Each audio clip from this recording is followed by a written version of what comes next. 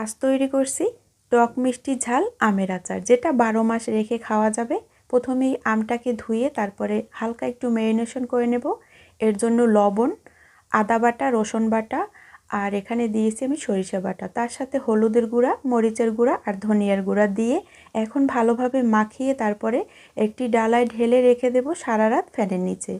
এইদিকে একটি গুঁড়া মশলা করে নেব, তার জন্য গোটা ধনিয়া, গোটা জিরা, গোটা মৌরি সবই 1 টেবিল চামচ পরিমাণে, তার সাথে পাঁচফোড়ন, এলাচি, কালো জিরা, তার সাথে দিতে হবে 2 টুকরা দারচিনি আর শুকনো মরিচ। এখন ফ্রাই প্যানে একটু টেলে নিতে হবে। এইদিকে আচারটা তৈরির জন্য 1 কাপ পরিমাণে সরিষার তেল, তার সাথে দিয়েছি গোটা সরিষা, গোটা মৌরি, শুকনো মরিচ আর 2টা খোসা ছাড়ানো রসুন।